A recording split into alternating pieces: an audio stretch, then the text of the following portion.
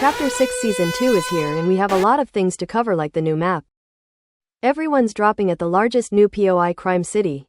Technically it's called Crimson City but no one cares here, there is no rule of law. In the center of it all is the only building that has been looked after. The bank is gilded all around and protected with 24-hour security guards. You could walk in and look around freely, but the second you start acting weird like aiming guns, the guards will pounce on you. These guys are here to protect one thing only, the vault. If you want to get inside, there is no more key cards in Fortnite. They changed their whole approach to vaults this season to make it truly feel like a bank job now. You have to track down an item called thermite. Once you have it, you could either throw this down as an explosive or take it to a vault door and place it on it and your heist begins. Not only do you have to get insanely cool music, but every guard in the area will come out on you, but a lot of player will too. If you're wondering why it takes like 5 minutes, you need to speed up the process by shooting the heated up blocks. Welcome inside. This place is filled with loot and you'll also notice some medallion items in a display case. Well, don't be fooled, this is Big Dill's new cryptocurrency. Got to wish I was joking, but they're literally called Dill Bits. It's obviously a Bitcoin reference, and in the blog Fortnite says they don't carry over between matches, so end them before your wallet goes to zero. But to the moon. If that wasn't enough evidence they don't believe in his Seuss crypto, they also say it's more valuable than bars. What to learn from this is that they don't carry between matches, so spend them while you can.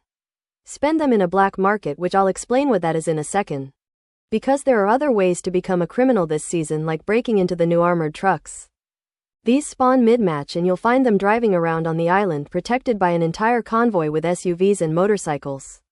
Take them all out and you can throw down your thermite as normal. Except now you have to fend off 3 waves of enemies. It's like an entire mission just to get that sweet loot. So what's actually new in this loot pool? Well, you'll be finding a ton of new weapons as you run around, especially the heist bags which give out fresh items. If you're lucky enough, you might find a new powerful weapon, the plasma burst laser. It works similar to the Chimera ray gun from Chapter 2, except this packs way more of a punch to builds and players. Fans are also excited that we have a new melee weapon, the kneecapper. Kind of a brutal name, but I guess it's a brutal season because this baseball bat gives you a movement boost. A super quick attack and you can charge it up to 3 levels of damage now. Crime City wasn't the only new POI. If you're wondering who owns all of these banks, well, you probably catch a hint from the wolf statues everywhere. It's owned by the Fletcher Kane and his house is on the map, known as Lone Wolf Lair. It's not as protected as his banks, he can pretty much just wander around this place, but there is a chance you'll find Fletcher himself depending on your match. His boss spawns randomly each game at multiple locations, usually mid-heist. Once you defeat him you'll get his medallion. It's called the Unstoppable Power, basically giving you the Nitro Dash from previous seasons, so yeah, you can knock back enemies with faster sprint. But he also drops a new weapon, the Baron's Double Down Pistol. If you know how to aim, this thing could be nasty at hitting shots, taking out players in like 3 hits. It's essentially a busted mammoth pistol, and speaking of the mammoth pistol, players are also excited to see this fan-favorite item back in the loot pool. It stood out of Wilds as one of the best parts of the season, receiving a warm welcome back, and Reload has it too.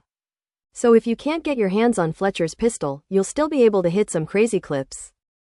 If you prefer a more aggressive approach rather than being precise, the collateral damage assault rifle, it's a pretty solid weapon, to be honest. To be polite, it's actually crazy good right now. My opinion is that this will be nerfed in a week, so enjoy it while you can. So if you really want to be overwhelmed with choice this season, look around the map for the new black market feature, whether it's near Crime City or in the gold mines.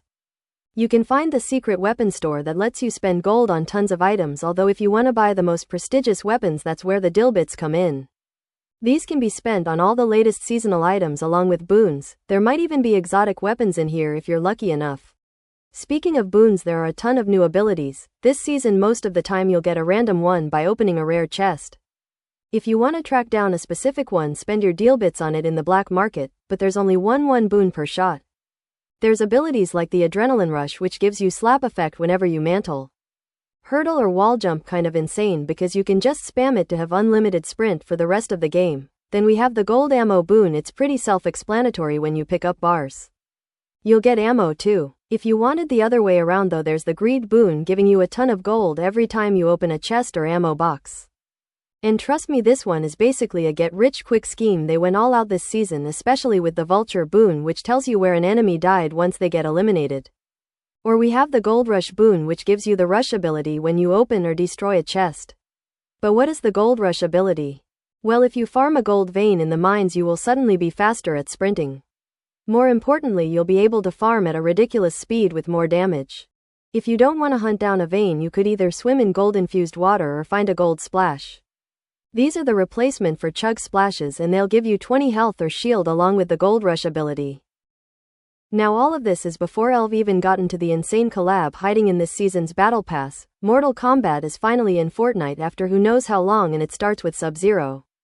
Not only does he get his long-deserved outfit, there is even a collab weapon on the map. This is his combat kit, and when you pick it up you'll hear this.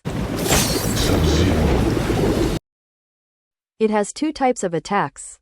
The quick hand for combat and his ice slide. What truly surprised me about this season was a huge change to med mists. Now wait, hear me out on this. Usually healing items are super boring, except they want to turn the fart spray into a full-on smoke grenade. So now you can throw it down and med mist the entire area, except it's a little glitchy right now and can move away from you, which is awkward, but hopefully it gets better over time. Speaking of better consumables, the Chug Jug just got its biggest update of all time. Now it has 200 charge and you can drink it while walking around. Instead of instantly reviving all your health, this also includes shield, and you'll slowly regenerate and save what you don't use for later. Basically, Fortnite made the Chug Jug the best healing item in the game, just like it was back in the AUG days. They've also given us a strange new item called the Porter Cover. You would think this would be reserved for zero build players, but anyone could find it, and it's exactly what you'd expect. You throw it down and here's some nice cover. It also includes a little sniper window that could be closed. Very convenient that we also have the new Falcon Eye Sniper. That thing has a really cool scope, letting you choose between two different zoom levels, and it's so satisfying to shoot. But you'll probably need more than a sniper to rob the armored train. Fletcher needs to transport his gold somehow, and this fortress of a train, it's one way to do it. Fortnite finally updated this after we've been begging for an upgrade every season, and not only does it have turrets on top, we can now break inside if you place thermite on the roof and fend off enemies, as you could pull off a good old-fashioned train robbery. This allows you to jump down into the vault and grab all the loot and gold you could imagine. Hope you enjoyed the video. Like and subscribe, and I'll see you for some more Season 2 videos. Keep it, I love waffles.